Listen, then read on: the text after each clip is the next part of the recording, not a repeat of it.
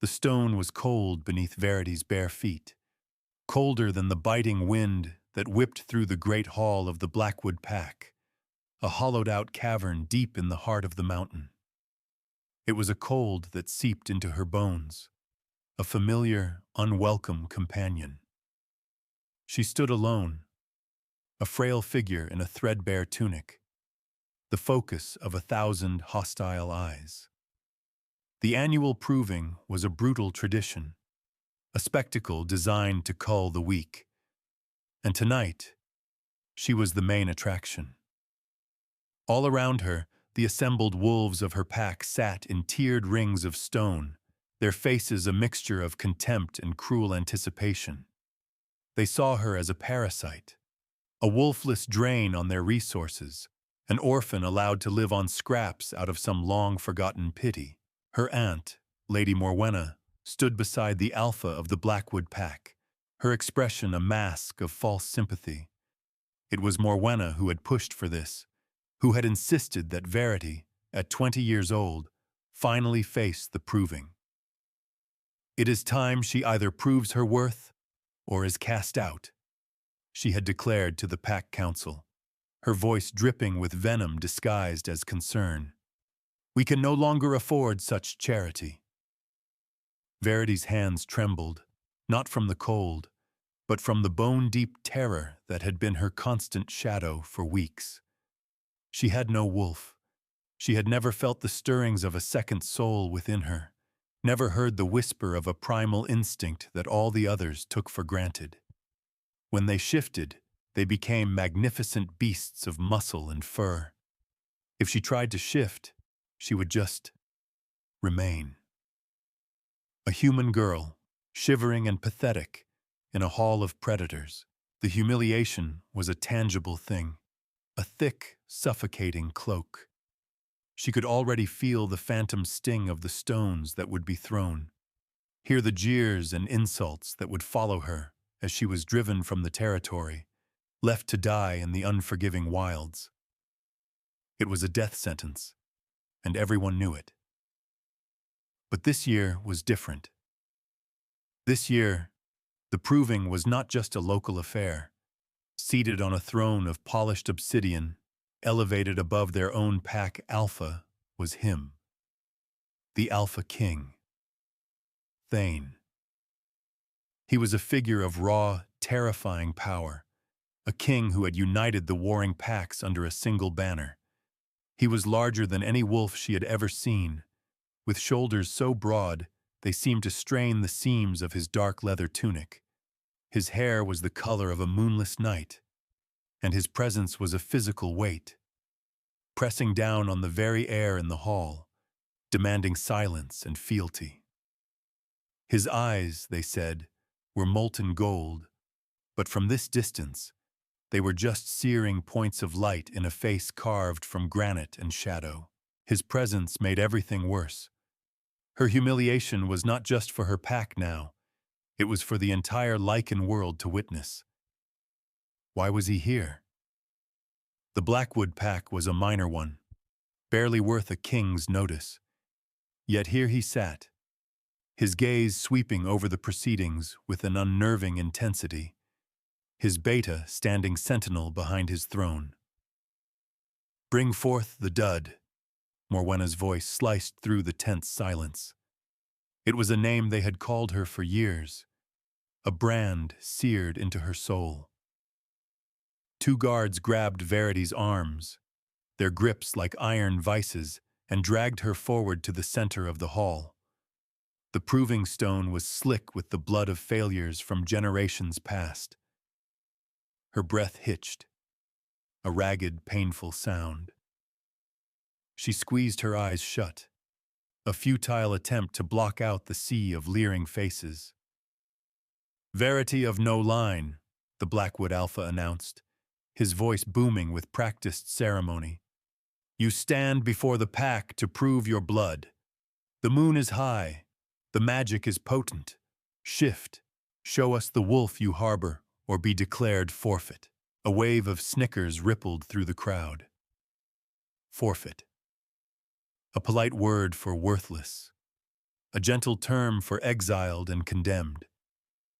Verity opened her eyes, her gaze skittering past the jeering faces, past her aunt's triumphant sneer, and landing, against her will, on the Alpha King. For a single heart-stopping moment, his golden eyes met hers. It was not a glance. It was a collision. Something shattered inside her chest.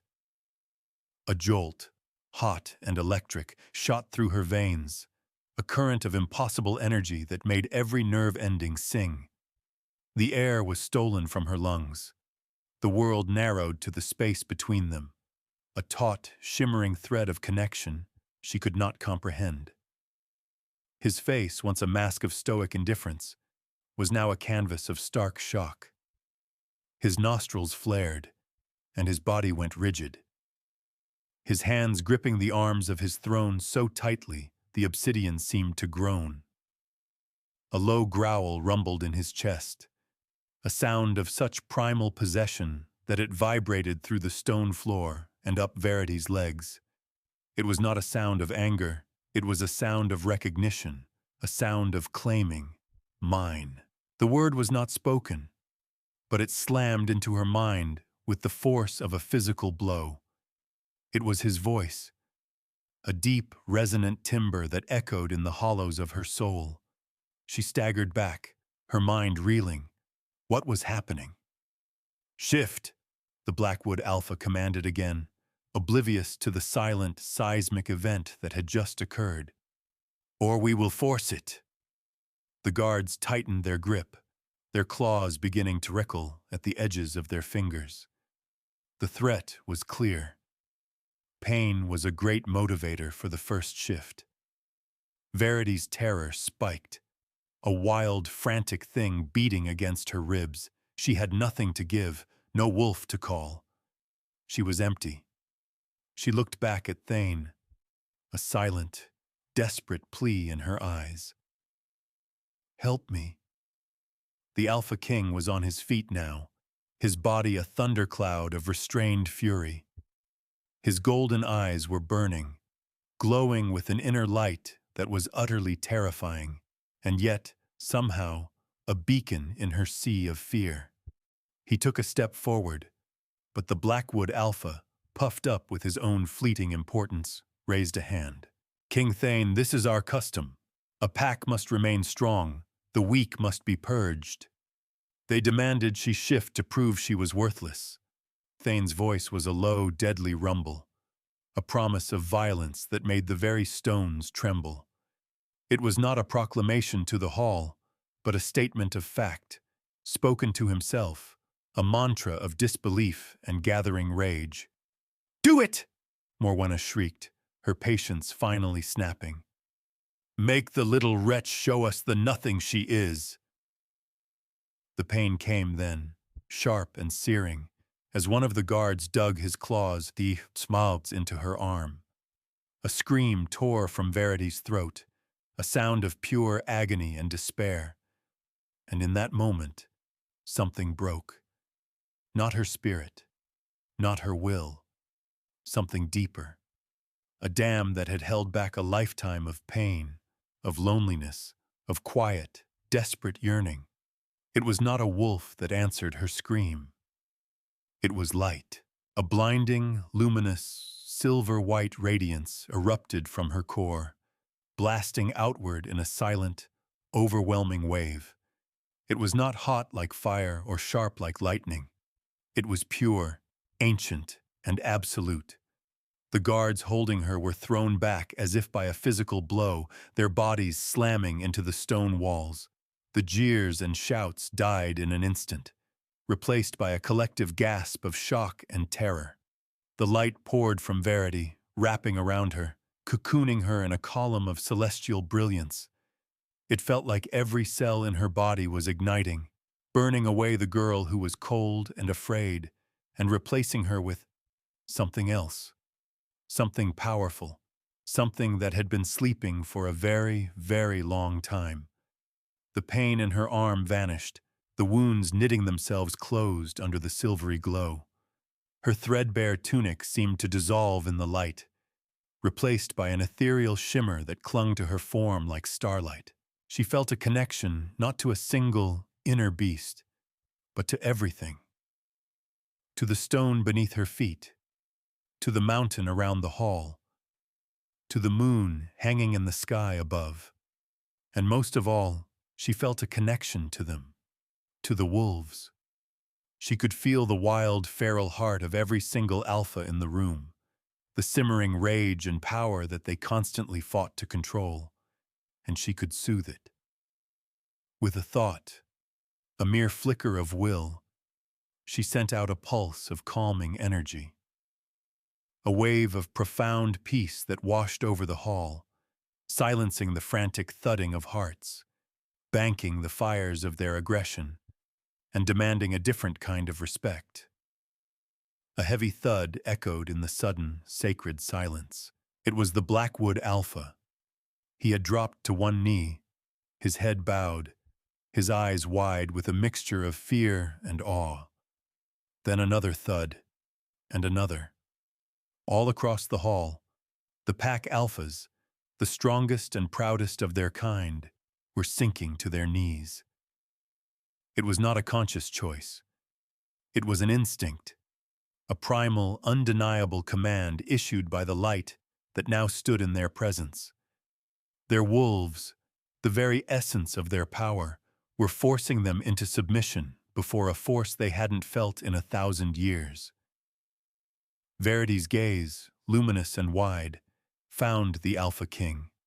He alone remained standing, his body shaking with the effort of resisting the pull. His golden eyes were fixed on her, filled with a raw, shattered reverence she could not comprehend. He was fighting his own instincts, fighting the urge that was bringing every other alpha to their knees. And then he lost. With a guttural groan that was torn from the depths of his soul, Thane, the Alpha King, ruler of all packs, sank to one knee before her. His head bowed, his fist pressed to the stone floor in a gesture of ultimate fealty. The silence in the hall was absolute, broken only by the soft, humming pulse of her light. He lifted his head, his molten gold eyes meeting her silvery gaze. The raw power that had terrified her moments before was now tempered with a desperate, heartbreaking vulnerability. The bond between them was no longer a thread. It was a blazing conduit, a river of shared emotion and dawning understanding. His voice, when he finally spoke, was rough with emotion, yet it carried to every corner of the silent hall a declaration that would reshape their world.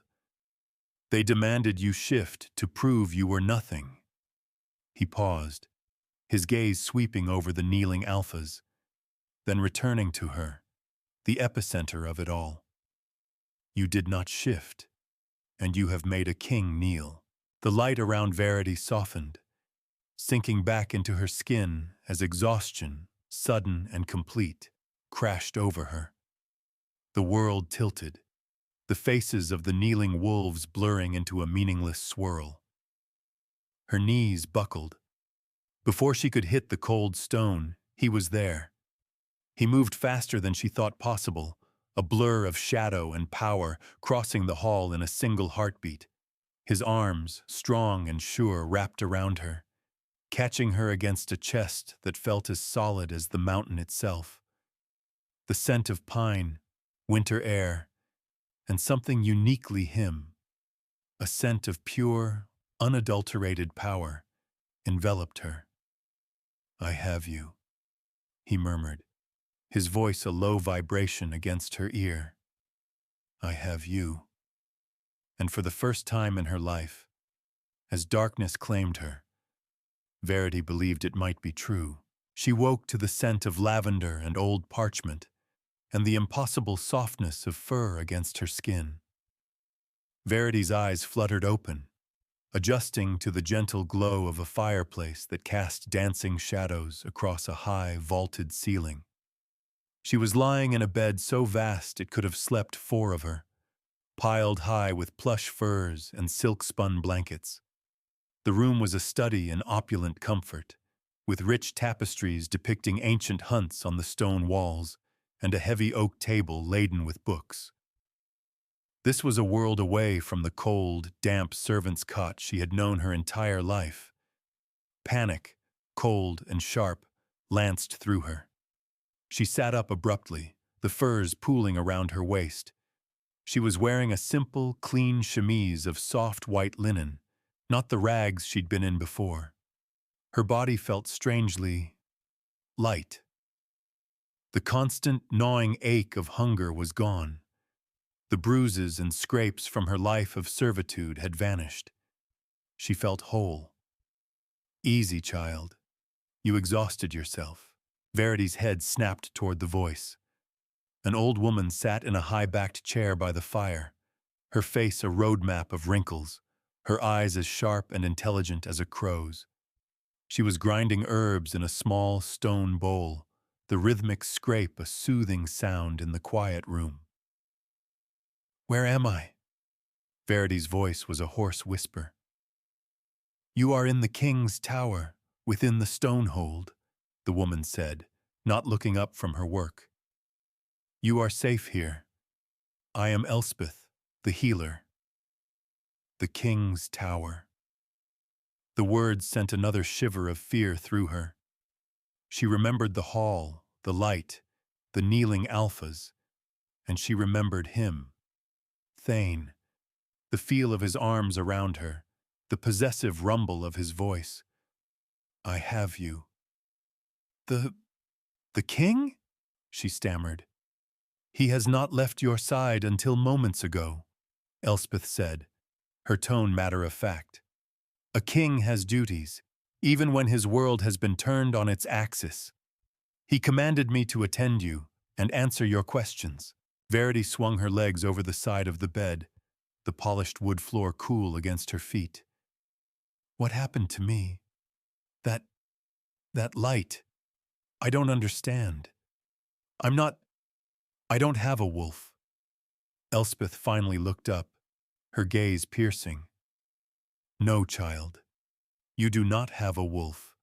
You are something far, far rarer. Something our people believed was lost to time and tragedy." She set her bowl aside and leaned forward, her expression serious. "Tell me, what do you know of the luminaries?" Verity shook her head. The word meant nothing to her. "Nothing. I was an orphan.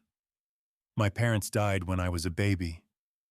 My aunt, she said they were weak, that their blood was thin." A bitter, humorless smile touched Elspeth's lips. "Your aunt is a fool and a liar. Thin blood does not command the submission of alphas. Your mother was named Lyra, and her blood was the most powerful this world has seen in centuries, as is yours." Elspeth rose and walked to a heavy, leather-bound book on a nearby pedestal. She opened it to a page illuminated with silver ink. The drawing depicted a woman bathed in light, her hands outstretched as a pack of fearsome wolves bowed before her. "Before the packs were united by a king, they were anchored by a luminary," Elspeth explained, her voice taking on the cadence of a storyteller. "The luminary bloodline is ancient, older than the first Alpha King. They do not have a wolf because they are the other half of the wolf's soul. They are the light to our shadow, the calm to our storm. A luminary's power soothes the feral rage that every alpha carries, strengthens the bonds of a pack, and brings balance to our world. They are the living heart of our magic." Verity stared at the drawing, her mind struggling to connect the mythical figure on the page with the terrified girl on the proving stone. "But if I'm this luminary, why didn't I know? Why did it only happen now?" "Your mother bound your power when you were an infant," Elspeth said softly. "She did it to protect you. There are those who would not revere such a power, but seek to consume it, to control it. Your aunt, Morwenna, I suspect, is one of them. The binding was meant to keep you hidden, to let you live a normal life. It was designed to break only under extreme emotional distress. Or, she paused, her eyes glinting, or upon the recognition of a fated mate. The memory of Thane's golden eyes, the psychic blow of his claim, mine, slammed back into her. Fated mate? The concept was a fairy tale, a myth whispered among young she-wolves. It is no myth, a deep voice rumbled from the doorway. Verity's heart leaped into her throat. Thane stood there, filling the frame, his presence as overwhelming as it had been in the great hall. He had shed his formal leathers for a simple dark tunic and trousers, but it did nothing to diminish his aura of absolute authority. His golden eyes were fixed on her, and the intensity of his gaze was a physical touch. He dismissed the healer with a slight nod. Elspeth gathered her things and slipped out of the room, closing the heavy door behind her, leaving Verity alone with the Alpha King. The silence that descended was thick with unspoken questions and a crackling, visceral tension. He walked slowly into the room, his movements fluid and predatory. He stopped a few feet from the bed, his eyes never leaving hers. Elspeth has told you what you are? Verity nodded, unable to find her voice. She felt like a mouse cornered by a lion. A very, very large lion who was looking at her as if she were the most precious, most fascinating thing he had ever seen. It is true, he said, his voice softer now, a low murmur that vibrated in her bones. My wolf knew you the moment you stepped onto that stone. It has been howling your name since I was a boy. A name I did not know until I saw your face. The bond, it struck me like lightning. She finally found her tongue. The bond? You mean, we are mates, he finished, the word a solemn vow. Fated and true, the other half of my soul. It was too much. A luminary, a fated mate, the Alpha King. Her mind, accustomed to a small gray world of servitude and fear, could not expand quickly enough to contain these new, terrifying realities. No, she whispered, shaking her head. It's not possible. I'm nothing. I'm Verity. The dud. The orphan. You were never nothing, he growled, the sound laced with a fierce protectiveness that startled her. He closed the distance between them in a single stride, dropping to one knee before her, echoing his posture in the hall. He took her hands in his. His were warm and calloused, engulfing hers completely. The contact sent a fresh jolt of that electric energy through her. But this time it was not violent. It was warm, a current of liquid gold pouring into her, chasing away the last of her fear. Look at me, Verity, he commanded gently. His golden eyes pleaded with her. You are the other half of me. Without you, a king is incomplete. An alpha without his anchor is a step away from madness. For years, I have felt a hollowness in my chest, a rage simmering just beneath my skin that I could never fully control. The moment I saw you, it eased. When you touched my mind, it fell silent for the first time in my life. He brought her hands to his chest, pressing them over his heart. She could feel the steady, powerful beat beneath her palms. I will not let anyone harm you again. Your aunt and the Blackwood Pack will answer for what they did to you. You will never be cold or hungry or afraid again. I swear it on my life. His sincerity was a palpable force. It was overwhelming. She had spent her life being told she was worthless. and now the most powerful man in their world was kneeling at her feet, telling her she was his everything. It was a dizzying, terrifying reversal. "Why are you telling me this?" she asked, her voice trembling. "What do you want from me?" His expression softened, a hint of pain flickering in his eyes. "I want you to be safe. I want you to heal. I want you, all of you. But I will not force the bond, Verity. It must be accepted. But know this." His grip on her hands tightened fractionally.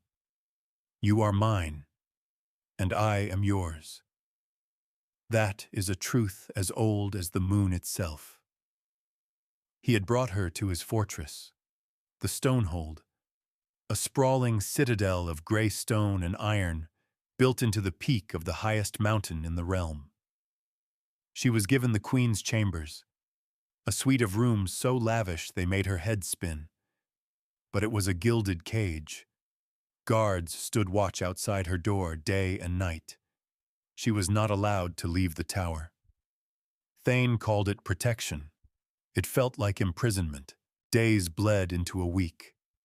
Thane was a constant, unsettling presence. He would bring her meals himself, sitting with her in silence if she did not wish to talk. He brought her books from the royal library, thick tomes on their people's history, on the legends of the luminaries. He showed her a secret garden on the tower's roof, a pocket of impossible green and vibrant life high above the snow-dusted peaks. In these quiet moments, she began to see the man beneath the king. She saw the weariness in his eyes, the immense weight of the crown he wore. She felt the constant, low-level thrum of the incomplete bond between them, a string pulled taut that connected their emotions. When he was frustrated by his counsel, she felt a phantom prickle of anger. When she had a nightmare about the proving, he would appear at her door moments later, his face etched with concern, having been woken by the echo of her terror. One evening, a storm raged outside, throwing sheets of rain against the thick glass of her windows. Thane was with his war council, and Verity felt the sharp edge of his frustration as a headache behind her own eyes. Restless, she paced the room, her thoughts a tangled mess. She was a luminary, his mate. It still felt like a story about someone else. A sharp, burning pain suddenly erupted in her chest, so intense it stole her breath and sent her stumbling back against a chaise lounge. It was a deep, agonizing ache, as if her heart were being squeezed in a fist of ice and fire. She cried out, clutching at her chest, her vision blurring. The door to her chamber burst open, slamming against the stone wall. Thane stood there, drenched from the rain, his face pale, his eyes wide with alarm. He had clearly run from wherever he was. "Verity!" He was at her side in an instant, his hands hovering over her, afraid to touch her. "What is it? What's wrong?" "My chest," she gasped, the pain already beginning to subside into a dull, throbbing ache. It felt like I was being torn apart." His shoulders slumped, and a look of profound guilt and pain crossed his features. He sank to his knees before her, taking her hand gently. "It was me," he said, his voice rough with self-loathing. "You felt me. The bond, when we are apart, and my control slips, it causes a backlash. The pain you felt was a shadow of my own." "Your pain?" she whispered, confused. "But you're the Alpha King. You're invincible." He let out a harsh, broken laugh. "Invincible. Verity, I am breaking. Every day that the bond remains incomplete is a day my wolf strains against its leash. The rage I spoke of, it grows. The power within me becomes unstable. Without my anchor, without my mate, I will eventually go mad. I will become feral. A king cannot rule in madness. It would destroy my pack. It would destroy this kingdom. This was his vulnerability, laid bare before her. This was the chink in the armor of the unassailable king. The invincible Alpha King was afraid. He was afraid of himself, of the power he wielded. And he was terrified of losing her, the one person who could save him from it. I spend every moment fighting the urge to simply take you, to mark you and complete the bond, to end this agony, he confessed, his voice dropping to a raw whisper. His golden eyes were pleading, swimming with a depth of emotion that made her own heart ache in sympathy. But I will not. I will not be another monster who takes from you what is not freely given, even if it undoes me. He was giving her a choice she had never had in her entire life. He was giving her power over him, the ultimate power. In that moment, kneeling before her, confessing his weakness, Thane was more than a king. He was just a man, his soul laid bare, offering her the broken, desperate pieces of himself. And Verity, who had never known kindness or tenderness, felt the first fragile tendrils of something new unfurl in her heart. It was not fear.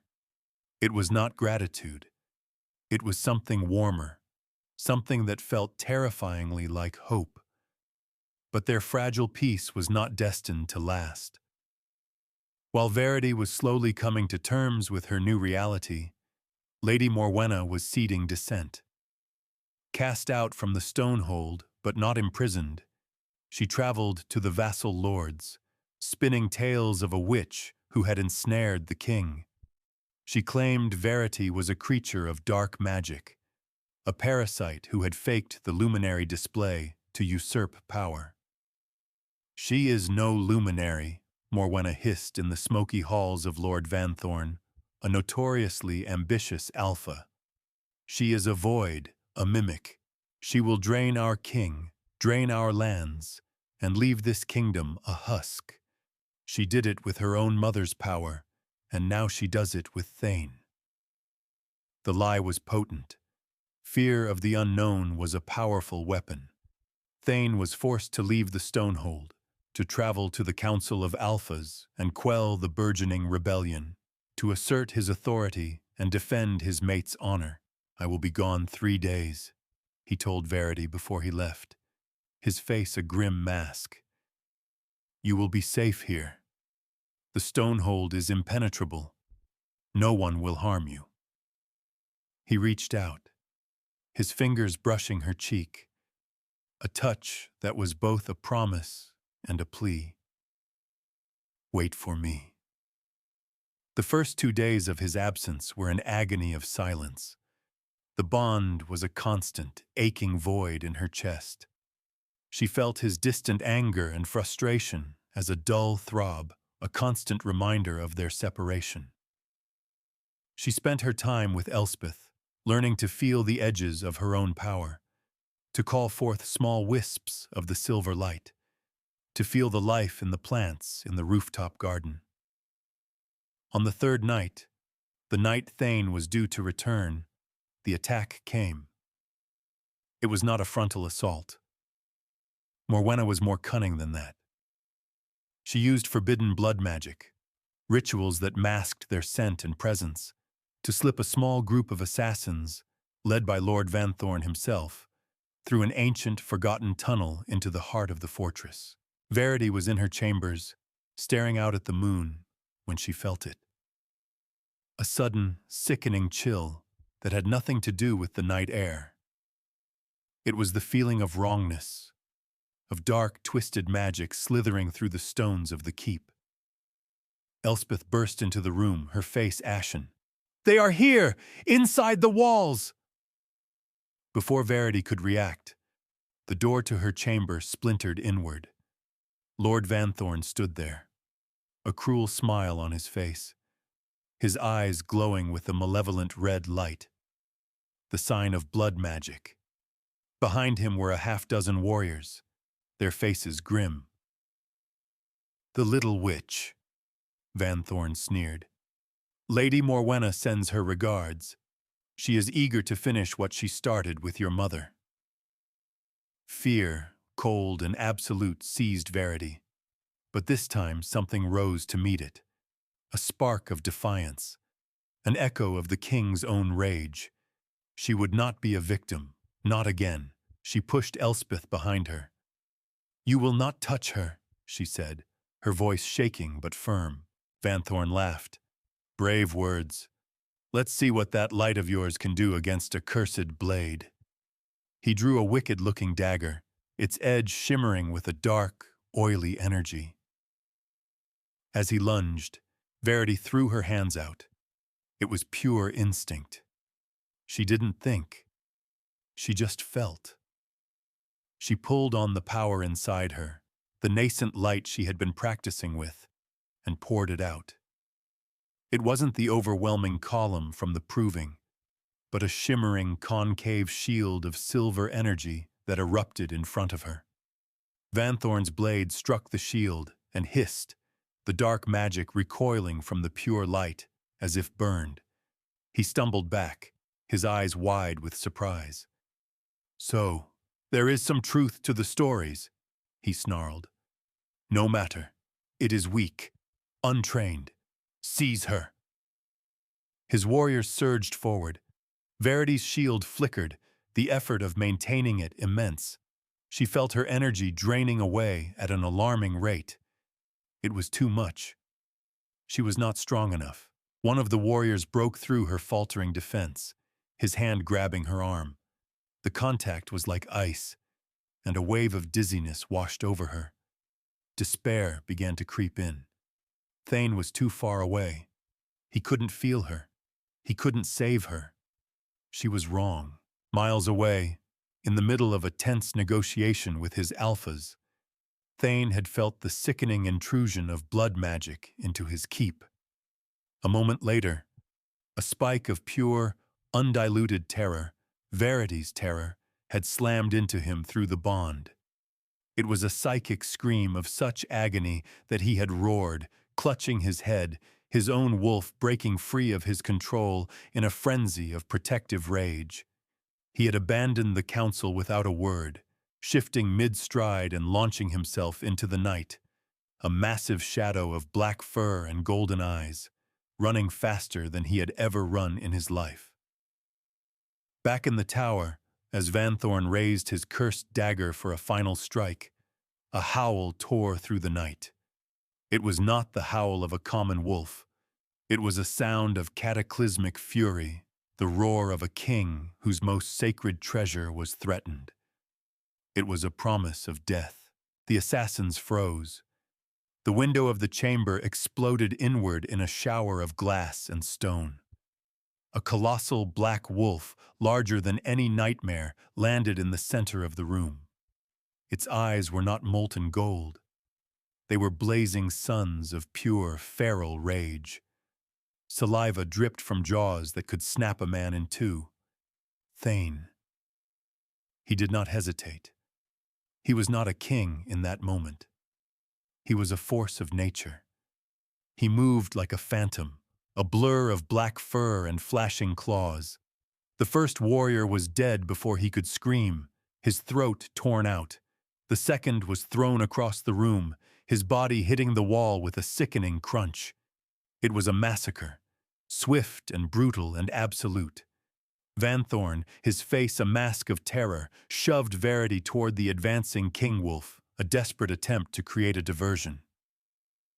Thane saw the move, and in a display of impossible speed and control, he sidestepped, his body flowing around her, placing himself between her and the danger.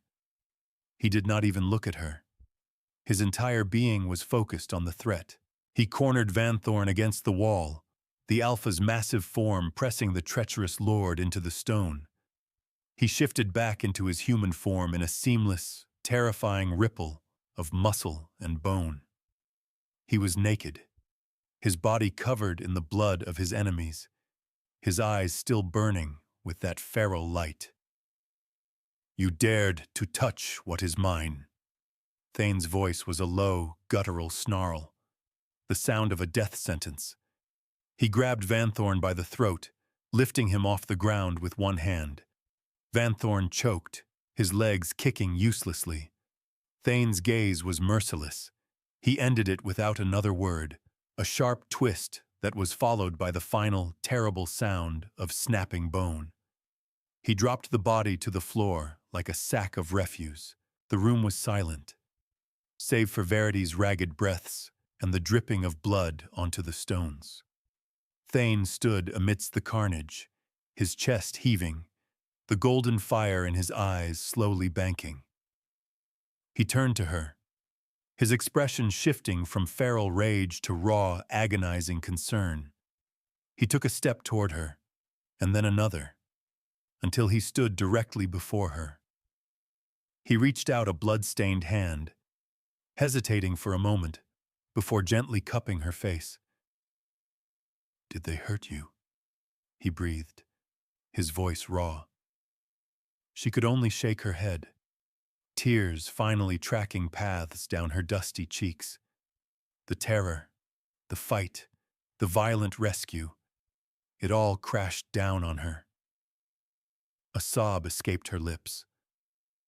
"I have you," he whispered, the same words he'd spoken the first night. He pulled her into his arms, holding her tight against his blood-streaked chest, his chin resting on top of her head. He was trembling, she realized. The great Alpha King was trembling. "I almost lost you." But the true architect of the night's horror was still at large. While Thane's forces scoured the mountains for Morwenna, a message arrived. A single raven with a single scroll. Morwenna had taken hostages, children from a border village, including the son of Thane's own Beta. She was holding them in the abandoned Blackwood Hall, the site of Verity's humiliation. Her demand was simple.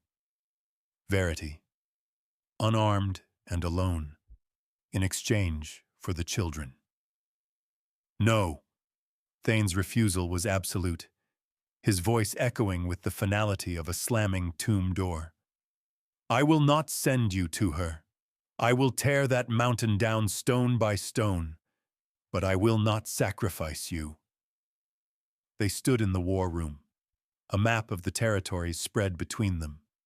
The bond was a frantic, terrified thing, Verity feeling his rage and fear, he feeling her dawning, terrible resolve.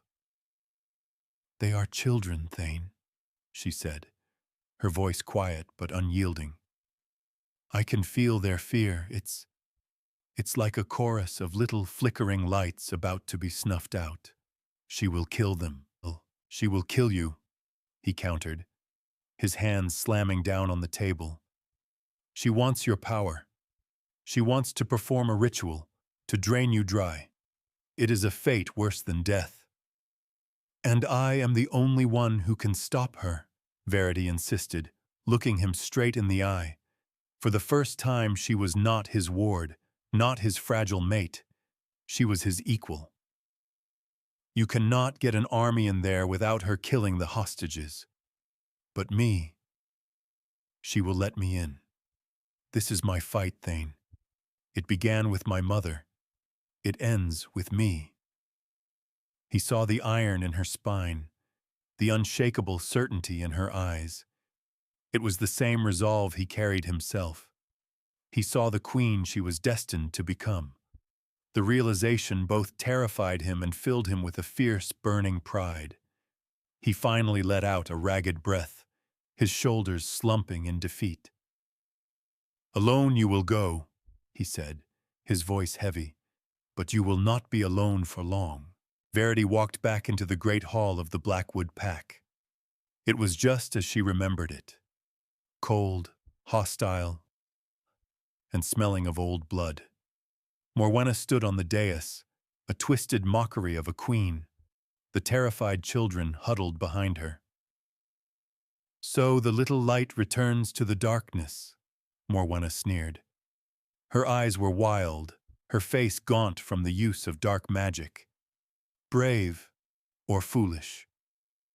Let the children go, Verity said, her voice steady, betraying none of the terror that churned in her stomach. Morwenna laughed, a high, unhinged sound. Of course, she gestured, and her few remaining guards shoved the children toward a side exit. Now, it is just you and me, niece. Time to give me the gift your sister was too selfish to share. She produced the same cursed dagger Vanthorn had carried. But she also held a stone, a black, pulsing rock that seemed to drink the light from the room. The Heartstone. It will absorb your power as I carve it from your soul. You will feel everything. As Morwenna advanced, the doors to the hall burst open. It was not Thane's army. It was Thane himself, and his beta, Roan. They were outnumbered, but they were a storm of fury. The fight was immediate and brutal. Morwenna screamed in frustration, her plan ruined. "Kill the king!" she shrieked at her guards. She turned her attention back to Verity, her eyes burning with hatred. "If I cannot have your power, then no one will." She lunged, not with the dagger, but with a shard of obsidian she'd concealed, aiming for Verity's heart.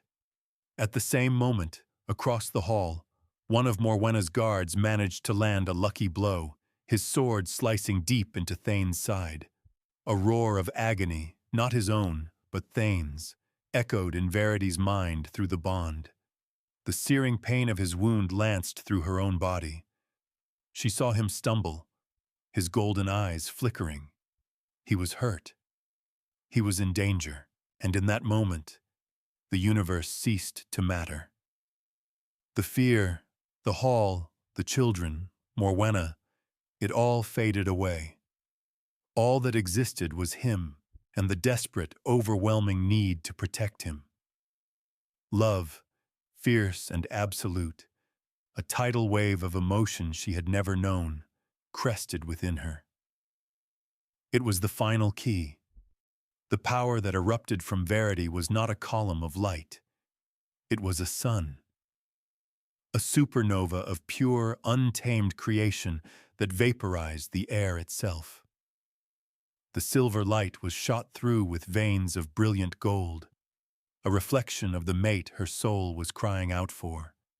She rose from the ground, her body a blazing effigy of starlight, her hair a floating corona of brilliance. She had become the luminary, fully, completely. Morwenna was thrown back, her dark magic dissolving like smoke in a hurricane. The Heartstone shattered into dust. The entire mountain groaned under the pressure of the raw power Verity was unleashing, but it was too much. Her human form could not contain it. She felt herself dissolving, her consciousness scattering, her very essence being burned away by the celestial fire. She was dying. Worth it. The thought, serene and clear, echoed in the inferno. To save him. "Verity!" His voice cut through the blinding light, a lifeline in the storm. Thane, ignoring his grievous wound, bleeding freely onto the stone, fought his way toward her. He pushed through the crushing wall of energy, his body groaning under the strain, his skin scorching. He was walking into the heart Hasartabat of a star for her. He reached her, his hands finding her incorporeal form. The moment he touched her, the bond flared, not as a string, but as an unbreakable anchor. His strength, his love, his very soul poured into her, grounding her, pulling her back from the brink of dissolution. "I have you," he grunted, his arms wrapping around the core of the light. "Stay with me. Anchor to me." Anchored by his presence, she found her focus. The wild, exploding power coalesced, obeying her will for the first time. She looked at Morwenna, who was crawling away, her face a mask of terror. With a single thought, Verity directed a focused beam of pure, cleansing light. It struck her aunt not with force, but with truth. Morwenna did not scream. She simply stopped. The light receded, leaving her kneeling on the floor, her eyes vacant. The dark magic was gone, scoured from her soul, but it had left nothing behind. She was a hollow shell, trapped in an endless, waking silence. The light around Verity faded, sinking back into her skin. Exhausted but whole, she collapsed once more into Thane's arms. He held her, his blood staining her chemise, his heart hammering against hers. "It's over," she whispered. "It's just beginning," he corrected, his voice thick with emotion. With the threat removed, with their powers and souls laid bare, there was only one thing left. He lowered her gently to the ground, never breaking contact. His golden eyes, soft and full of a love that was as vast as the sky, met hers. He lowered his head, his lips brushing against the sensitive skin where her neck met her shoulder. "I accept," she breathed, the words a surrender and a victory all at once. "I love you, Thane." A low, possessive growl of pure bliss rumbled in his chest. His fangs, sharp and white, extended. He bit down. It was not a bite of pain, but of searing, ecstatic pleasure. A wave of golden energy erupted from the mark, flowing through every vein, merging with her silver light. Their souls crashed together, memories, emotions, and secrets flooding between them. His lifetime of loneliness, her lifetime of fear, all washed away in a tide of perfect, absolute completion. The bond was sealed. They were one. Months later, Verity stood on the balcony of the king's tower, Thane's arms wrapped around her from behind. She was no longer a prisoner here. She was its queen. The lands below were vibrant. The air was clean, and a sense of peace reigned that the kingdom had not known in generations. Her luminary power, anchored by his alpha strength, was healing the world. She wore a gown of midnight blue, but on her shoulder, the intricate, swirling silver mark of his claim was left visible for all to see. It was not a brand of ownership, but a symbol of unity. "The Council has formally recognized the Blackwood lands as your personal domain," Thane murmured against her hair. "They call you the Queen of Light." Verity smiled, leaning back against his solid warmth. "I was a dud in a ruined hall. Now I'm a queen." "You were always a queen," he corrected, turning her in his arms to face him. His golden eyes were filled with a devotion that still stole her breath. "You were just waiting for your kingdom to find you." He placed a hand over her still flat stomach, a knowing, gentle smile on his face. The bond, now complete, hid no secrets. He could already feel the two tiny, flickering sparks of new life within her. Twins, a boy and a girl. "Our kingdom," she corrected softly, placing her hand over his. He bent his head and captured her lips in a kiss that was both gentle and possessive, a promise of forever. He had been brought to his knees in a hall of his enemies, but it was in that moment of submission that he had found his true strength, his true home. He had found his queen, and together they were absolute. Thank you so much for listening to this story on His Wolf Knew First. If you enjoyed it, please leave a like and subscribe so you never miss a new tale. Drop a comment below telling me which moment moved you the most. Your support truly means the world to me. And I'll see you in the next story on His Wolf Knew First.